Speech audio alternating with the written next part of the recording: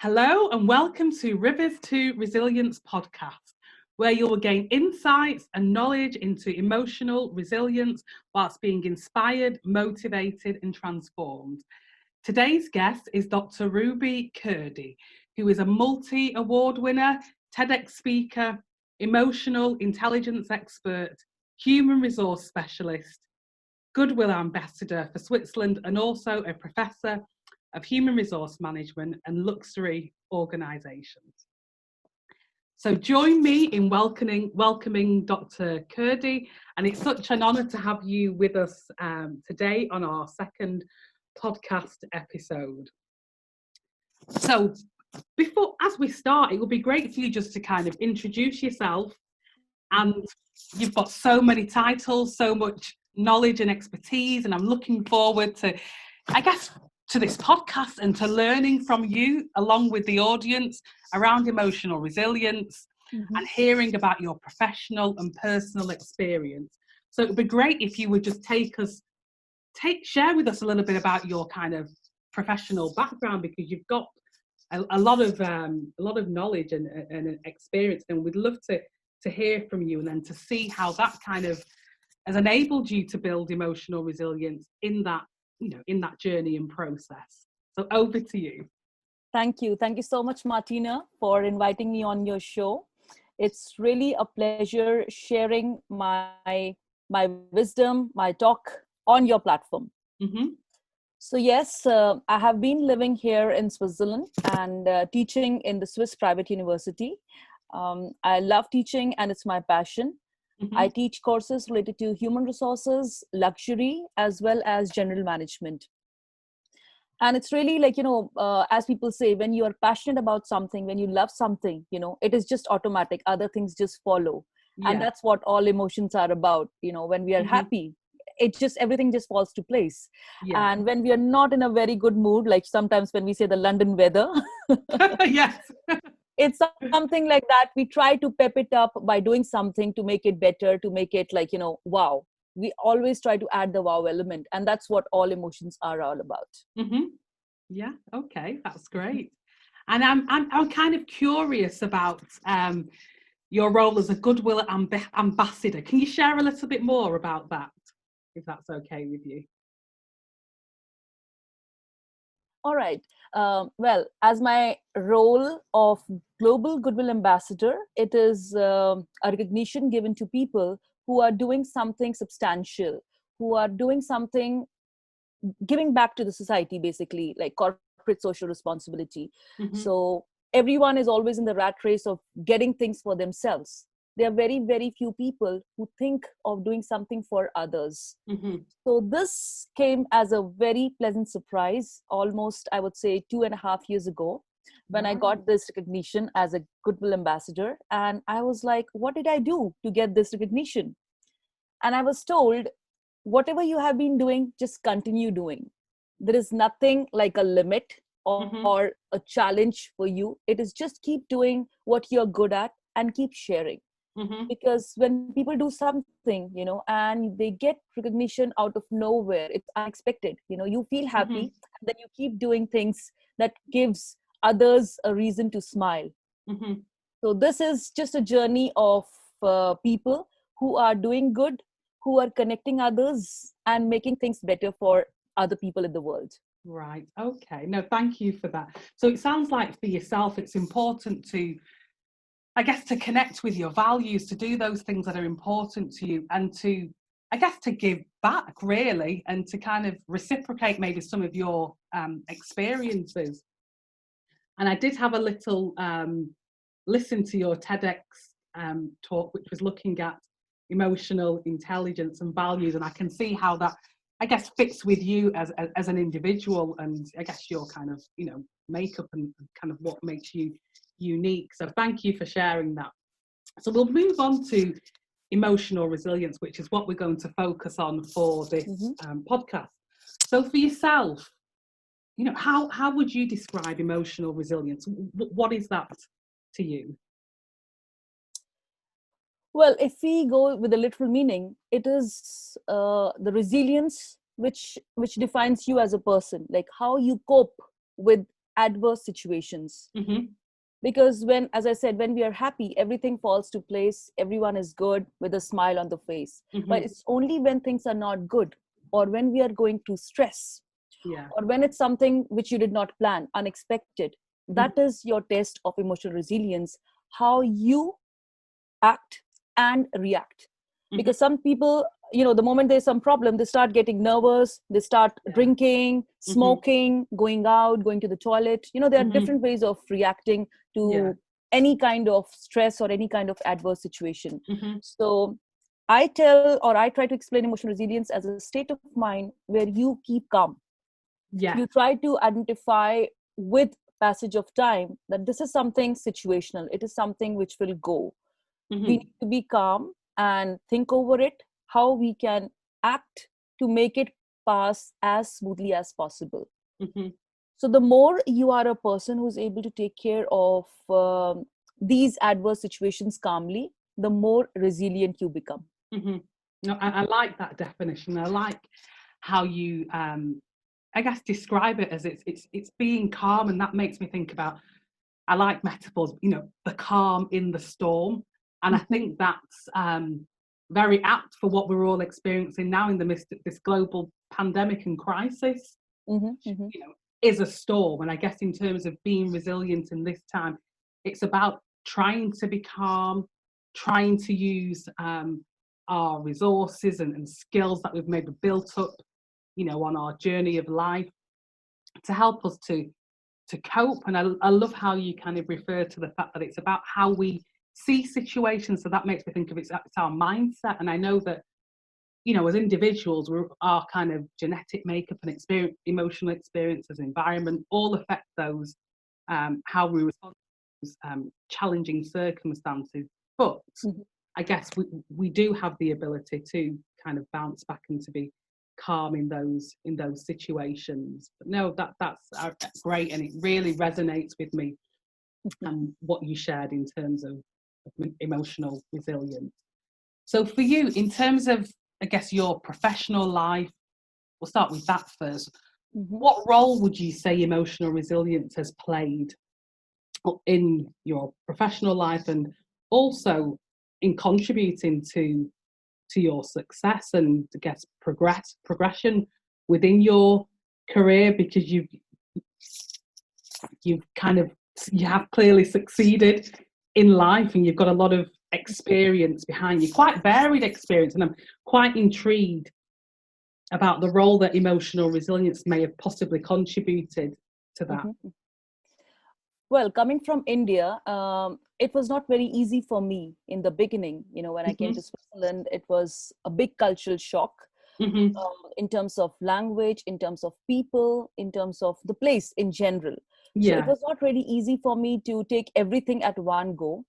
And on top of it, I had just married. I was newlywed coming to this beautiful country. Mm-hmm. So I actually had some, I would say, expectations that I'm going to a wow place, I'm going to meet wow people. So I had everything in terms of wow. I Yeah. had a lot of wow factors. Yeah. When your wow factors don't meet what you were looking for, so it was a little bit difficult for me in the beginning.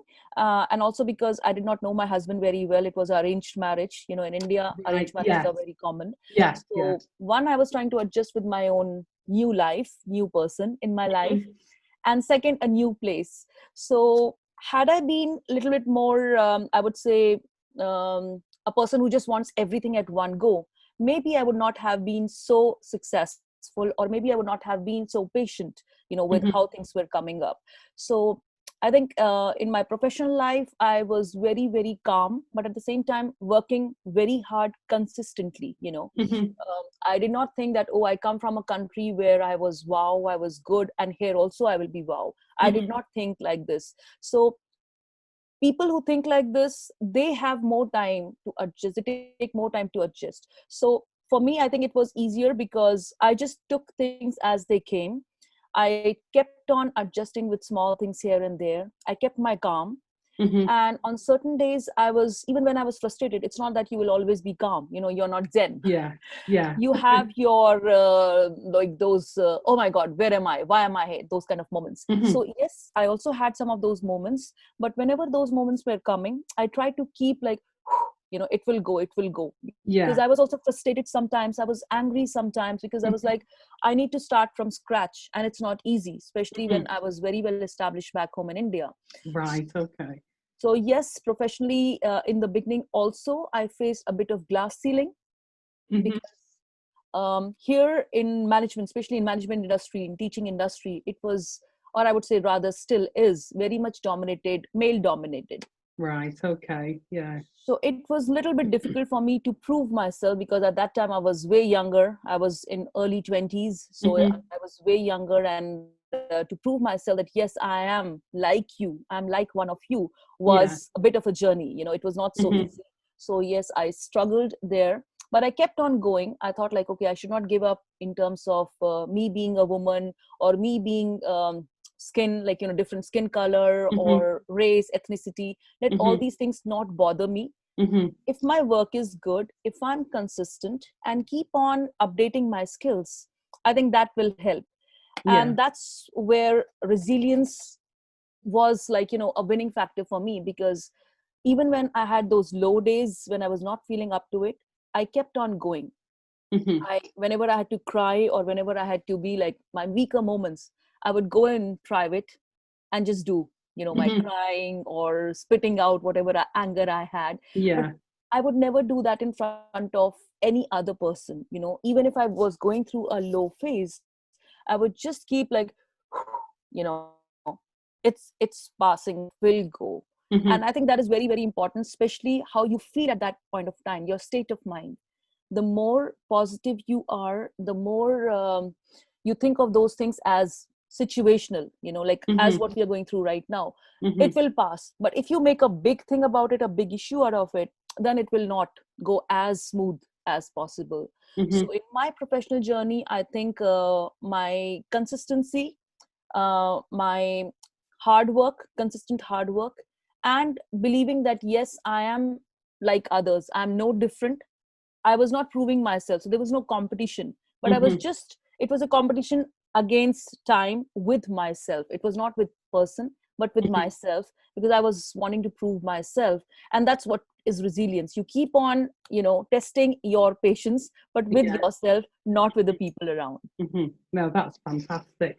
So I guess from what you've shared so far, what stands out to me is that, I guess, in your professional life, that there's always been an element of optimism and hope, even if you've been experiencing challenges and difficulties, and I guess having to adjust and adapt, you've still been, I guess you've had that hope, and you've known that you were going to come through on the other side. And I guess sometimes for some people, it can be difficult for them to see beyond the current circumstances. But it sounds like you had passion, you were very focused, and maybe goal orientated, and that enabled you to, I guess, to remain focused and to succeed, and to achieve that goal as well. That's what I'm kind of sensing from what you've shared. And I like how you shared earlier about the fact that there were times where you felt angry and probably experienced different emotions, but you acknowledged them.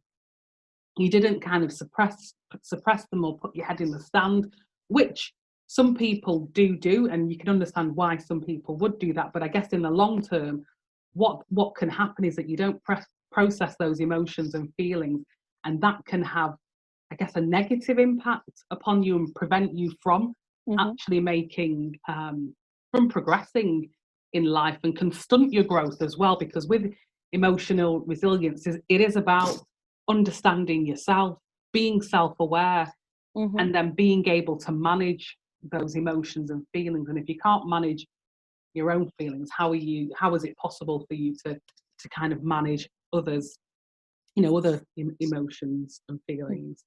And exactly. Also to manage, I guess, if you've got a team, to manage their feelings. And I guess with the current pandemic, I'm sure a lot of managers are faced with a range and plethora of emotions from their staff and probably their own as well. But it sounds like for yourself, over time, you've learned how to kind of successfully navigate through those difficulties or challenges. Exactly. Yeah. Very well said, Martina. I think some of us, who are not emotionally strong, they are the ones who go through that rough phase, because when they're not able to manage their own emotions, they fail to manage emotions of other people. And that's where the lag comes in. And if you see, I'm sure you must have come across some people who are complaining, who are very angry. They're going through a very bad phase, saying, I can't do anything during this lockdown. But then there are other people who are like, oh, in this lockdown, I discovered a new talent. In this lockdown, I discovered that I can do this.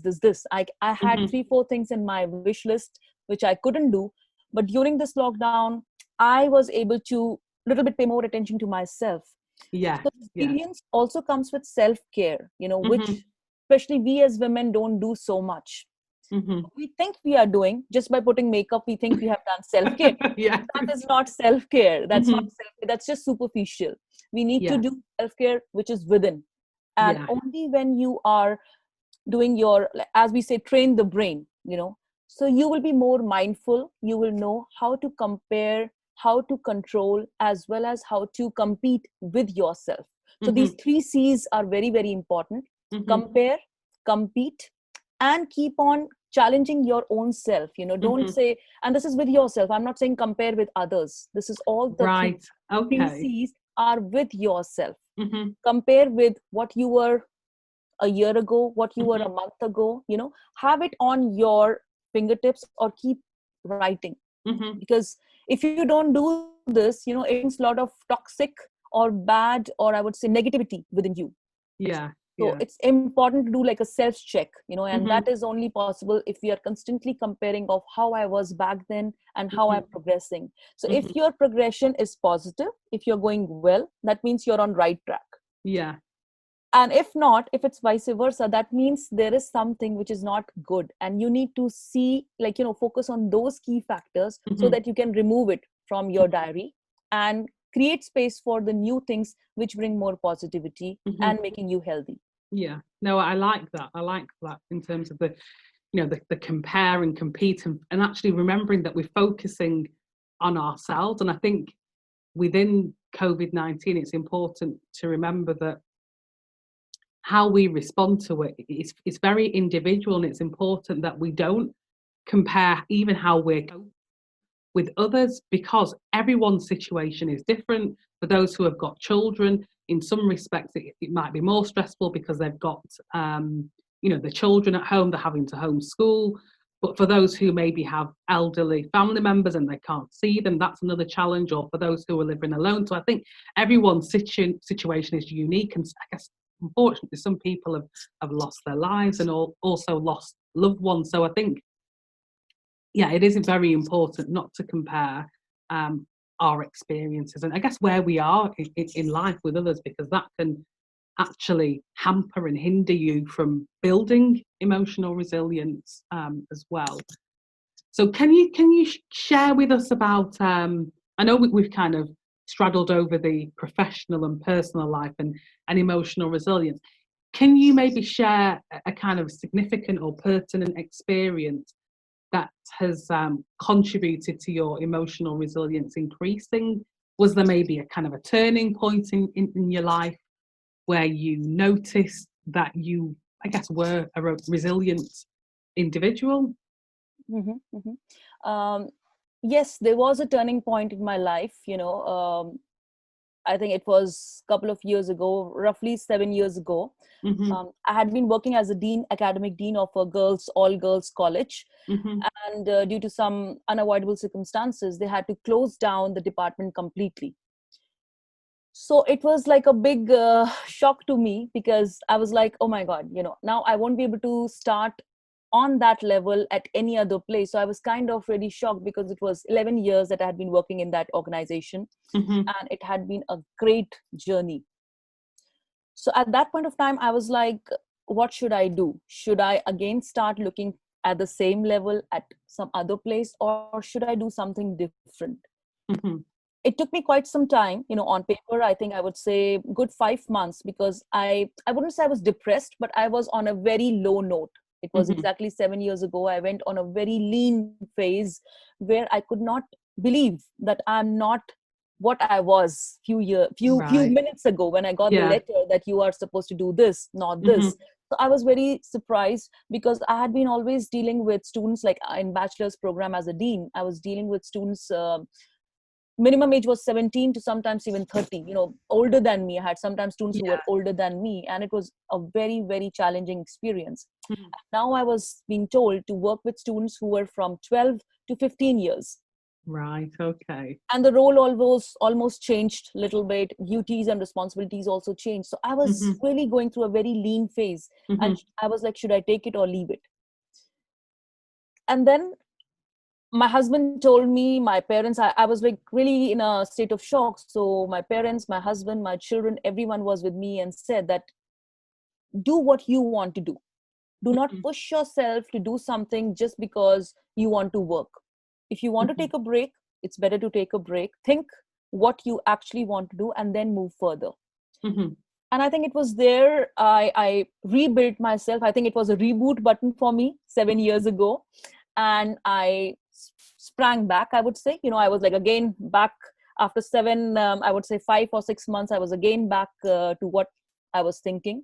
And I started my journey as lecturer, like, giving lectures in different Yeah. universities, Mm-hmm. and at the same time doing more for the society. Mm-hmm. So what I had been doing for past almost 11 years, when I was working in this institution, I was just teaching. I was mentoring, teaching, and guiding the students, but nothing else outside. It was Mm-hmm. family and work. Yeah. During that time, or exactly 7 years ago, when this situation came up, I thought it's the right time to change my focus. And it was at that time that I started more towards giving back to the society. As a kid, I had already been doing a lot of charities with my parents and things like that, but Mm-hmm. on a little, here and there thing, because at heart I was always a humanitarian. I have Yeah. to give back. Mm-hmm. So it's there. The resilience was so strong that I came back and I started doing even more. Mm-hmm. What I had been doing, I started doing even more. I would say double or triple the process, Right. Okay. because I had so much time to think. I had so Mm-hmm. much time to be more positive and think about the positive things that we can do for the betterment of the society. Mm-hmm. And I was really fortunate, I would say. Also, when you are emotionally resilient, how is your family background? I was really fortunate that I have a very good partner. My husband is really very strong, who gives me that emotional support, Mm-hmm. as well as my children. And as a growing up kid, parents, they gave a very, I would not say protective, but a very good environment that made me strong. Mm-hmm. So while growing up, these things are also very important to show that you are resilient. You might go through a hardship, you might go through a good phase, but it makes you more and more stronger, because you're able to fight the adversities easily. Mm-hmm. Yeah. So I think this was really a turning point that made me think and be more strong, Mm-hmm. despite the fact I thought I may not be getting that salary package. I Mm-hmm. may not be getting those facilities which I was so used to. But now I'm so happy, because I'm doing other things, giving back to the Right. society. Okay. Yeah. And I have so many other humanitarian programs, through talks, through my, speeches. I'm reaching out to a bigger audience than I was back then. Right. Okay. That's powerful. So it sounds like over the past 7 years, there's been a significant transformation, and you were able to use something that I guess could be perceived as a setback, but you used it to your advantage and allowed, I guess, to propel you to be more of a successful individual, to connect with your values and those things that are important to you. And I guess looking beyond yourself as well, thinking about what transferable skills do you have from that, that role that you're in, and how can you use that to your advantage. And I guess in life, I think it is important that we understand ourselves, we understand what are our core values, what brings us, passion, what Hmm. do we enjoy, because that allows us to be fulfilled in life, which Exactly. is so important. But Hmm. no, that's great to hear about the journey. And the reason why I asked that question is I guess based upon my experience and also some of the literature, because I think it is important to acknowledge that in life there will be significant experiences that we have that will test our emotional resilience, and our response to that will determine our future and whether we actually grow during the adversity, whether we actually, our growth is stunted, or whether we maybe regress. And depending on the individual, and also thinking about COVID-19, it can have a different impact upon us. And I think it's important that as individuals, you know, as leaders, as women, that we try, if possible, to use adversity to either learn something about ourselves, or to grow, or if we're able to try and cope within those situations and to bounce back as well. So for yourself, Ruby, what factors would you say have contributed to enhancing your emotional resilience? I know you've already shared about your husband and about your family, that they were good role models, they're strong and robust. Is there anything else that's contributed to your emotional resilience? Believe in yourself, you know. Mm-hmm. Have to be, apart from the externals, that is my husband, my family, my parents, my sister. These are the externals, you know. So if I did not have their support, you know, I wouldn't be what I am today. That is one thing. But second thing was that myself, you know. So the external factor has to be strong as well, but internal, that you, your own body, your own self has to believe that, yes, I can do. Because at that point of time, we were around, I would say, 20 people in the same institution who went through that crisis. Right, okay. All 20 of us were shaken up. All 20 of us were going through a very, very rough phase. But some of them are still in that phase because they could not take it.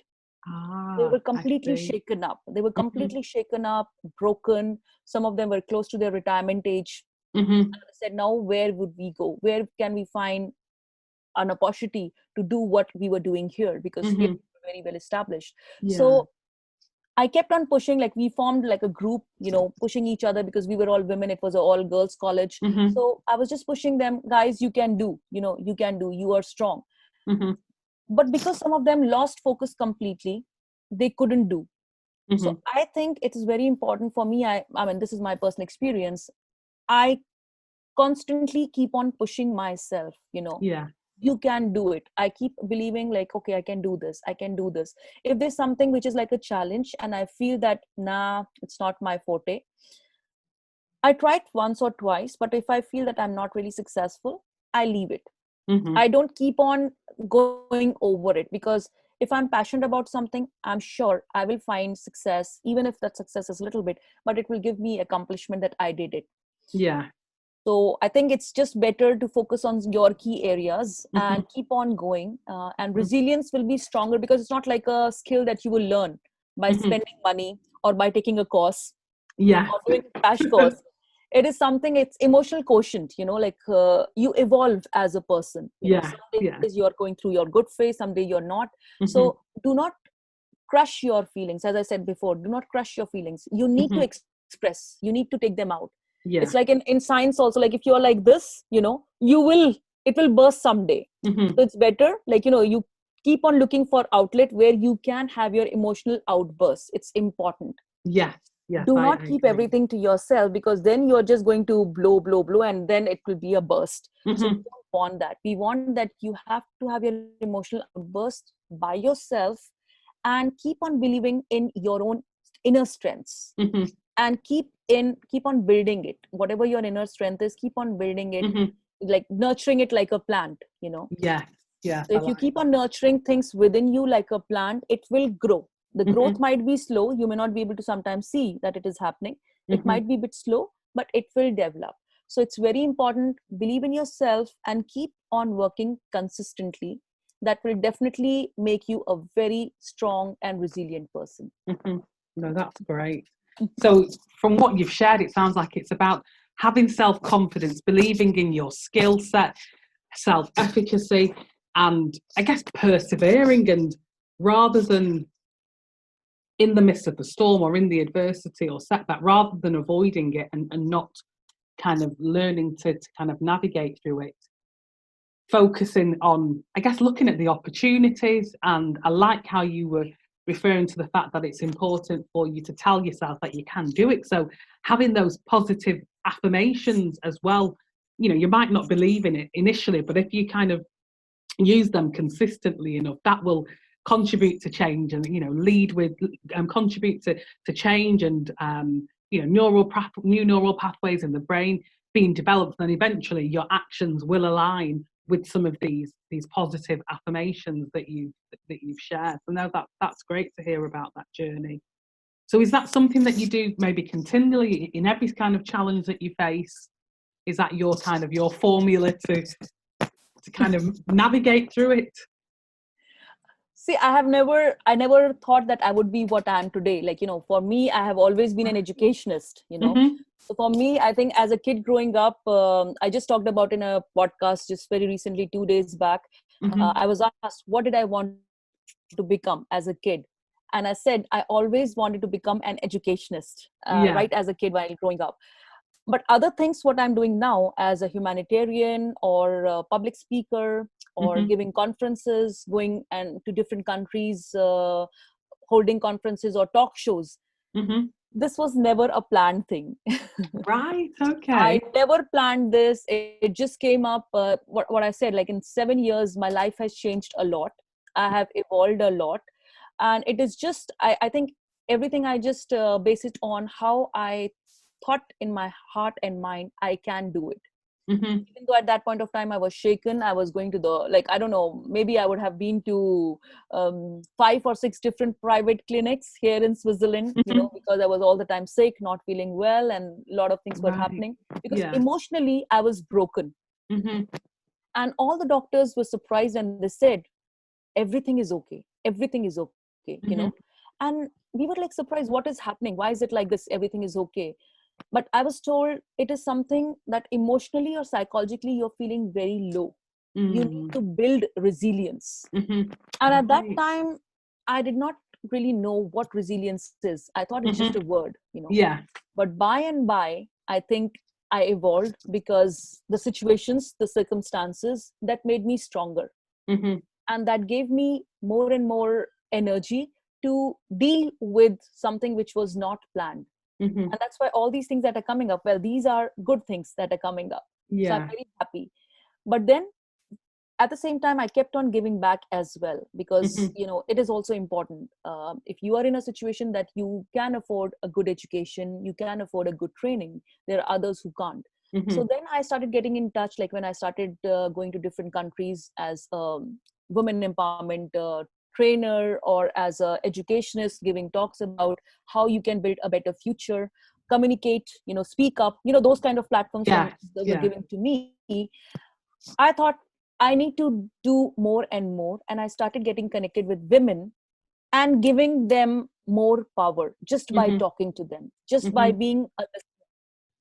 So at times, even though I talk at other platforms, sometimes I don't say anything. I just listen to some people who call me or who connect with me via my channels. Like, you know, I post my videos on YouTube. So when they see those videos, they see, oh, I want my daughter to be like you. I want my son to be like you. That's powerful. So these things, they give me more courage and more energy. Sometimes, believe me, Martina, I'm so tired. I am like, I have no energy because, you know, taking care of children and home and everything. Yeah. But when I see these kind of comments, or when I read, even on LinkedIn, you know, we are connected on LinkedIn, and you must have seen sometimes the way to talk and give such precious feedback, it gives me energy to, you know, bounce back. It gives energy to bounce back. So nothing is planned. These things were not planned. So I'm just evolving more and more, you know, and I'm just now focusing on the things that are giving me more, positivity. So I'm building on that. And the things which are not making me feel so accomplished, or which sometimes make me like, oh, I wasted my time going there, or I did not do this. So I'm just putting a small cross on those things. Okay. So I'm just like filtering those negativity things, or negative friends, or people who are not, who are just making me feel sad, you know. So I'm by and by removing those kind of people from my life, Mm-hmm. and trying to add on people who are giving me more power, more positive feeling, or any kind of thing which makes me feel happy. Mm-hmm. No, So I that's think great. we all should sometimes do this kind of positive filtering, self Yeah. filtering or positive filtering, Yeah. trying to get rid of the toxic people from your life, Mm-hmm. and try to involve more and more, even if it's in a virtual world, but some people who bring happiness to you. Mm-hmm. Try to find your own tribe, because that Yeah. also builds your resilience. Yeah. Once you have your tribe, whether it's men, women, children, doesn't matter who, whichever country, try Mm-hmm. to get more and more positive people in your mind, in Mm-hmm. your life, which will make you develop in a very, very positive manner, and you'll Yeah. feel the difference. Mm-hmm. You'll feel the difference. Yeah, no, I thoroughly agree with that, and it resonates with me because our community, our connections, whether that be family, friends, or business networks, they do have an impact on us, and we can all learn from one another, and it's a great space to express gratitude, to kind of learn how to build resilience. So just kind of observe family members or your colleagues and how they've coped with adversity. That can just help you to build those resilience muscles as well. And I love how you share about the importance of doing a bit of a filter checking. Are those people who are around me, are they actually helping or hindering me? And if they're not helping, then subtly kind of because kind of distancing yourself. And it is about self-preservation, I think, especially with what we're facing now. And I'm always referring back to COVID-19 because we can't get away with it, and it's changed. Life as we know it doesn't exist, and I don't think it's going to return to that previous state. So we've got to try and adjust and be resilient. And we don't know, there might be a second wave. We don't know. The restrictions, I don't know how it is in Switzerland, but the restrictions are being lifted, and that's creating more uncertainty. So the times that we're living in require a lot of emotional resilience. We can't get away from the adversity. The news, the media, it's just before us, and there's a lot of trauma that we're being exposed to through the media. And the times that we're living in are unprecedented, and it is so challenging. But for you, Ruby, Dr. Khurdi, what role do you believe emotional resilience has in people management and performance management? If I talk as an educationist, as a professor, I think there are sometimes, when the students, they test your patience, you are talking something extraordinary, giving some amazing, example, and they're like, looking at you as like, what, how much more time, there are some situations when it can happen. Touch wood, I would say I never really faced this kind of situation, only sometimes in communication classes, when some of the students, they don't understand what you are saying. Right. So I think when we are facing these situations, especially as a professional, we should not get angry. We should not get frustrated. Even if we are, even if we feel the person in front of me is like a complete fool, or he's not understanding, he's not reacting, it's okay. He is he and you are you. So don't get it on your face. Don't show it that you are upset or you are frustrated.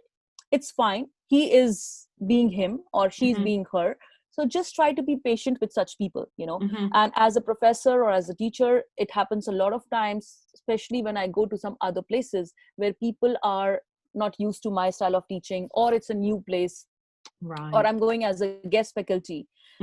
So I think it will be a learning experience. It's not that I'm always prepared every time when we have a new term, we experience new type of students every time. I need to modify, I need to update my own way of teaching, because if I go with a fixed mindset, this is my style, accept it or reject it, I'm going to be at loss, because I'm teaching, and if they don't like, they might complain, they might not be happy, and they may not learn.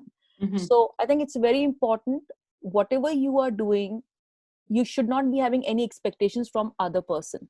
That's another thing which is very, very important.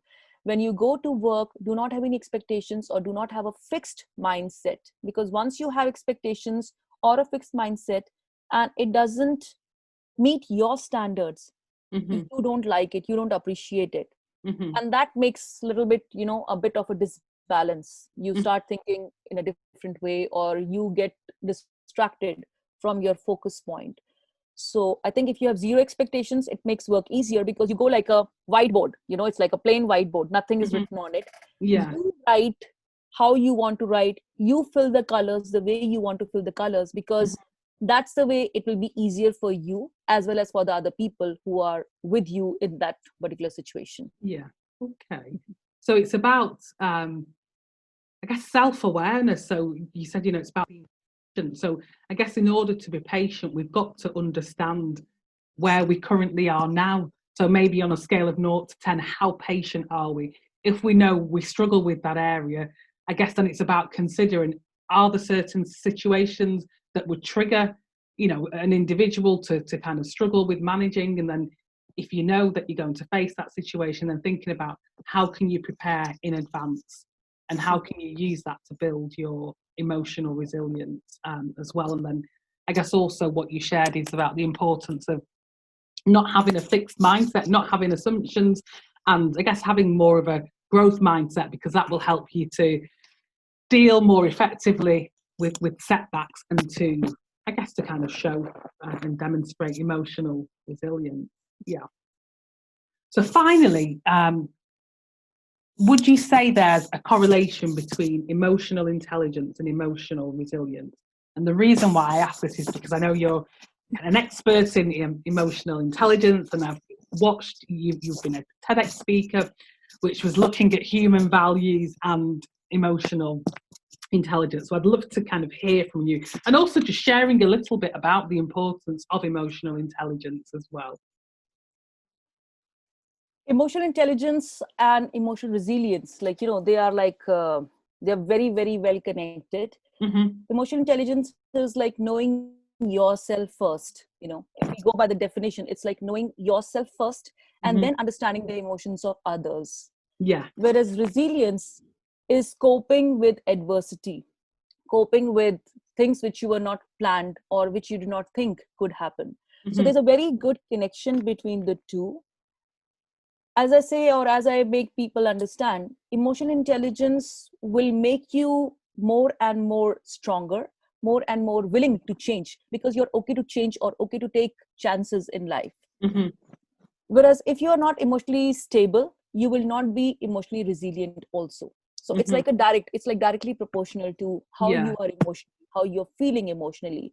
So Mm-hmm. people, as I said, those who move with the change, like, during COVID, some of the professors were told that now we'll be using virtual platform for teaching. Mm-hmm. So some professors, they took a back seat. They said, oh my God, I am not so comfortable. I can't do it. I don't want to make a fool of myself by doing it. Mm-hmm. Even though we were giving training by our college, the college immediately, came to the rescue, and they provided all the necessary things which were Mm-hmm. necessary. But still, some people took a back seat because emotionally they were not feeling strong.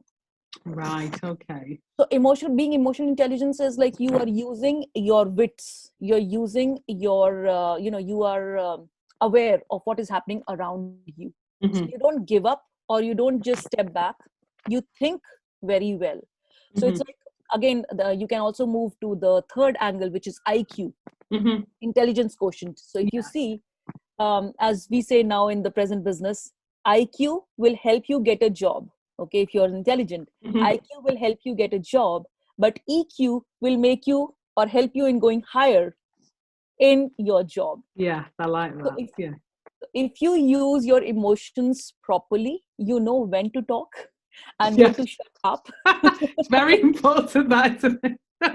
Because you might be having a brilliant idea, but if Mm-hmm. the other person is not ready to listen, or the other person is in a shitty mood, he is not Mm-hmm. ready to even look at you, then Yeah. you take a back seat. Mm-hmm. So it's important, open your mouth or listen properly or look properly only when the other person or the other party is ready to take care of what you're wanting to say. Mm-hmm. And that all comes with emotional intelligence, because you observe a lot. In Mm-hmm. IQ, you're born with a certain IQ. Whereas EQ, it evolves with passage of time. Mm-hmm. So as a EQ, as a person having high EQ or emotional quotient, you will always be observing. You will be learning by observing. There are a lot of things. If I ask you, Martina, how did you learn to speak so well? So say, maybe you kept on speaking and speaking, or maybe your mom was a good orator, or you saw a lot of TEDx videos, something, that made you like this. But there's certain skills which you learn. Like if I ask you, how can you cook a good chicken biryani? Okay. So even if you follow a recipe, the taste may not be coming as someone else who's cooking like really wow. Yeah. Right. So there are certain skills which we learn by observing, and that's all to do with emotional intelligence, like how you are mentally aware all the time and how you react instantly. So if you are a person who is mentally aware and always reacting with passage of time or with how the things around you are, you will emerge more resilient, because you will know how to fight it out. You will not give up, because a person who is emotionally a bit low, they always lose temper. They are always angry, upset, jealous, all the negative things you can associate with them. But a person who is emotionally stable, he or she will be more resilient with the passage of time. Even during COVID, there are a lot of people who are going through a bad phase, but there are other group of people who are not, because of being emotionally stable and calm with themselves. Yeah.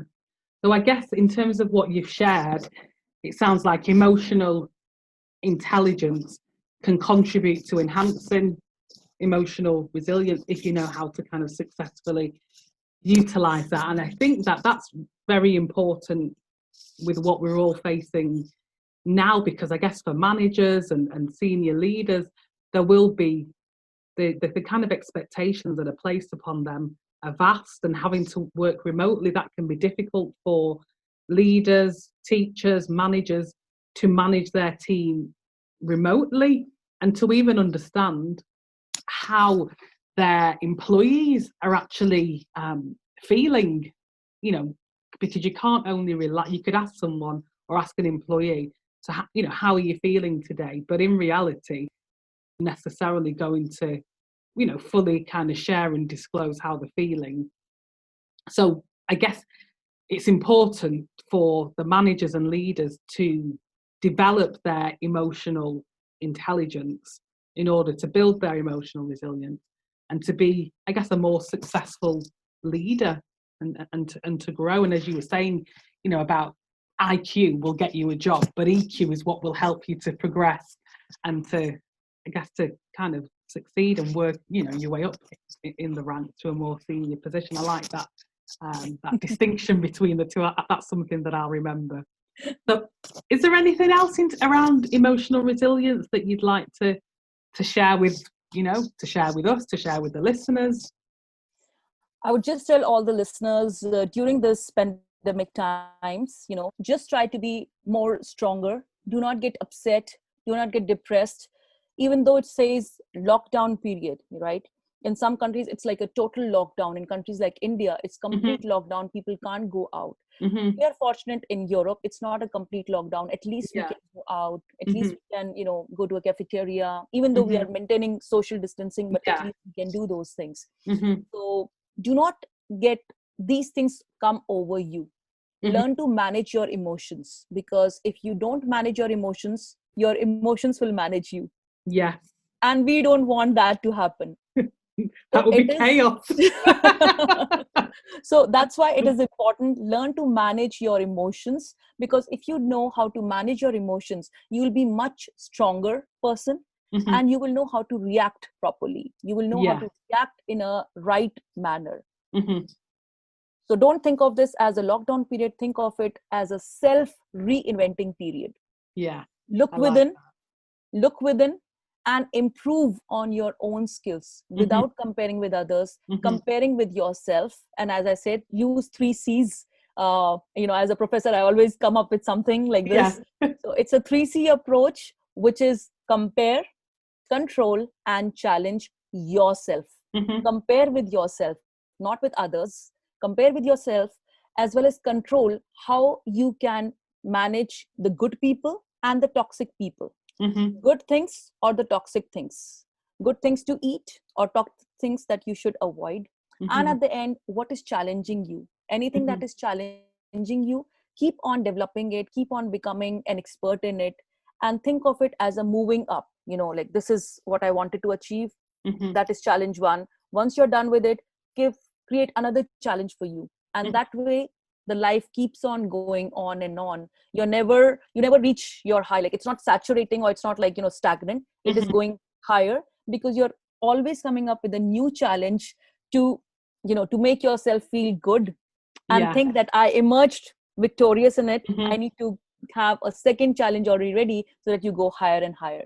No, that's great. So compare, control, and challenge.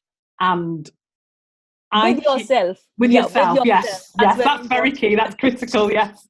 So with yourself, and remember that IQ can help.